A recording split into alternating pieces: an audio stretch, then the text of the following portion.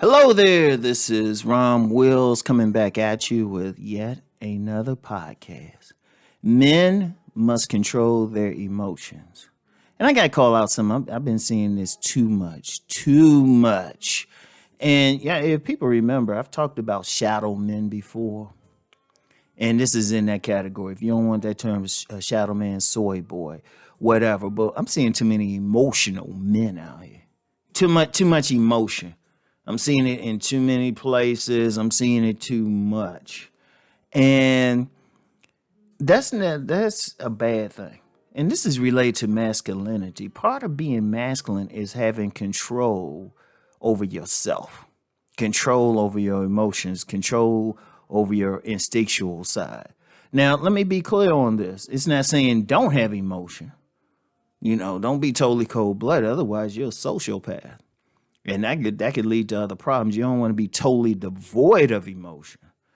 But it should never, let me say this again, it should never be the dominant thing with any man. It shouldn't be the thing that people see in it.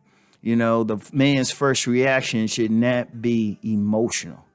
Like I said, it's there, and there's going to be times where even a man can cry. Ain't nothing wrong with that. But if you say boo to him and his first reaction is emotional, that's a problem. Seriously, that's a problem. Or you say something you disagree with and he reacts emotionally, that's a problem.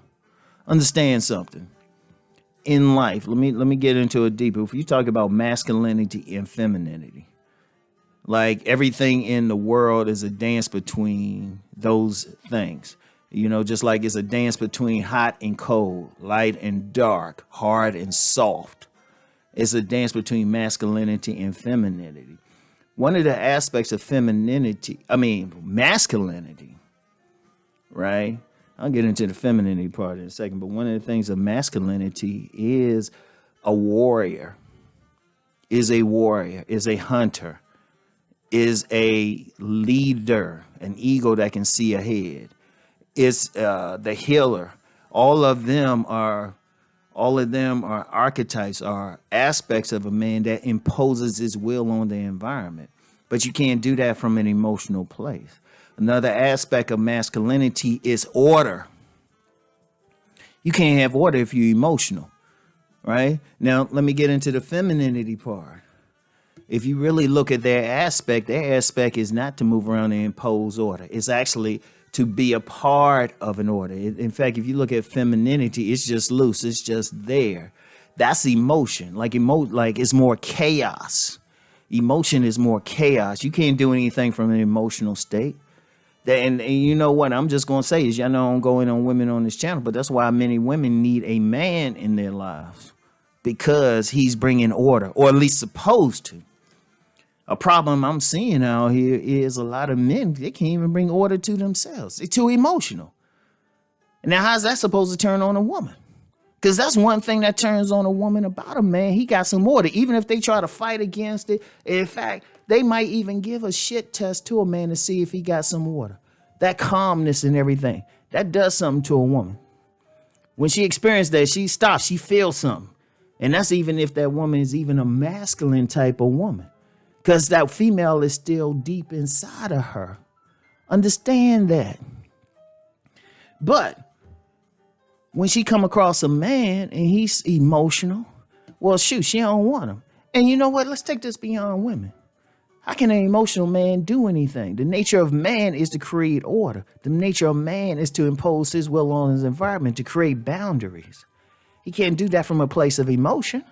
Because it's all over a place. What's a boundary? A boundary is solid. A boundary is a solid thing. A boundary is something that a woman will try to penetrate.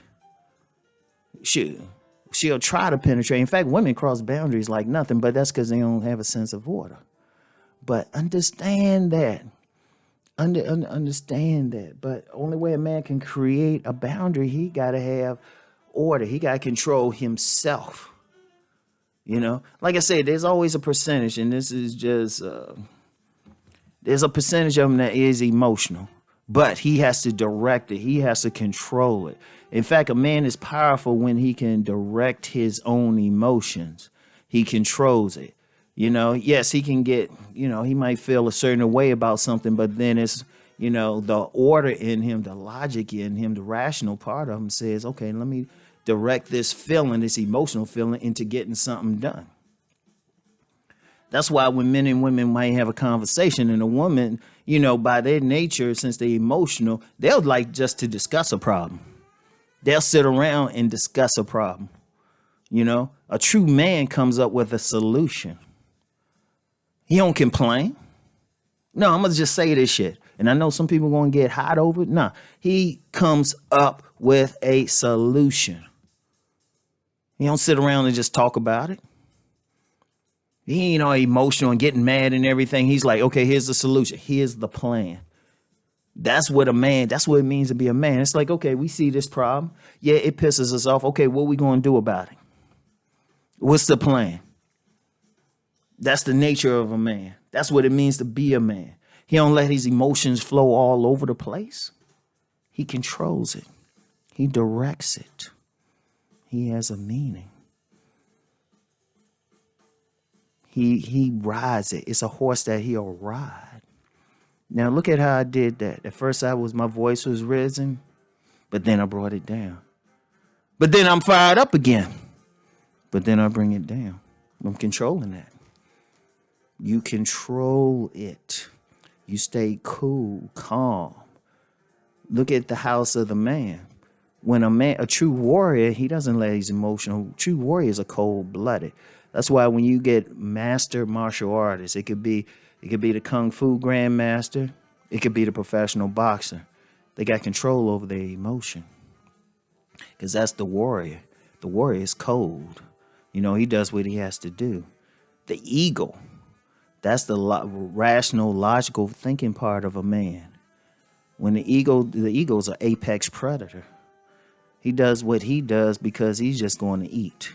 He's not emotional. He's just going to eat. And the hunter's a smooth assassin. He's cold-blooded. He's cold-blooded. His emotion ain't there at all because he got to kill. He knows in order to live, something must die. And the healer. Now, the healer aspect of a man, that's the most emotional, but even then, the healer imposes his will on something to restore it to its optimal condition. Like I said, he got more emotion, but his emotion is under control. And men must work on that. Unfortunately, in the machine culture, the Western machine culture, we don't have a real rites of passage. In indigenous societies, which were way more advanced. No, they didn't have the machines, but they were more advanced in developing human beings, in developing men. They will put them through some things. They will put the boys through some things so they will learn how to control their emotion. Usually around puberty. Because that's when a man can lose the most control. He just want to mate. But if a man gets to a point, he can control that aspect of him, can control his emotion, can control his drives. And instead of being overcome by his drives, being pulled by that horse, they become a horse and he rides it to its destination. Boom. So it's very important that men control their emotions. There's no ifs, there's no ands, and there's no buts about it. And all men have to get back to that point. It's a very important thing. So that's all I got for now. Peace and blessings.